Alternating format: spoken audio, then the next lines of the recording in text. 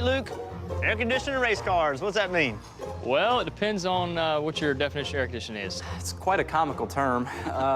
Feels like somebody's just kind of like blowing on your ear. I prefer to call it just a little bit of a breeze. When you're in a race car that's a good 30, 40 degrees and hotter inside than what it is outside. Any movement of air goes a long ways, a lot further than you think. When your blower air conditioning quits, It can break you if you let it.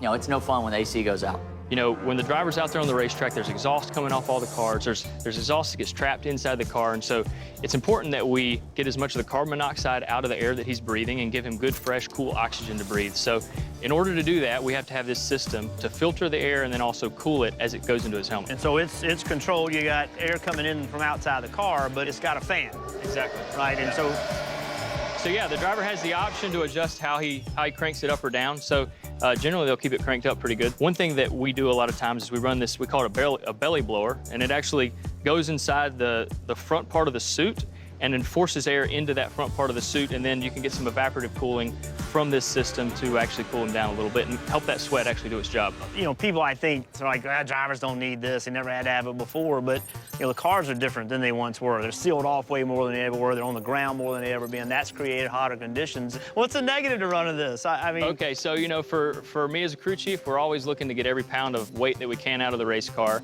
And we're also trying to take parasitic losses off the car. And so, you know, every time we hook something into the engine... What losses? Hold on a minute. Explain that. Parasitic losses. We're trying to take everything off the race car that's not propelling it forward around the racetrack. And so this system, although it might seem insignificant, when we plug it into the car, the electricity required to run that box takes power away. And it comes out of the battery, but in order to keep the battery tipped off, the motor's got to pump more voltage into that battery, which ultimately ends up being power and what we call a parasitic loss. There's been a number of years, and I think you might remember a few of them, when we worked together and we tried to do everything we could to give you as little amount of air as possible because we knew it was just one more little pound of downforce. As a matter of fact, I do actually have a little contract that we signed one time. You can see right here.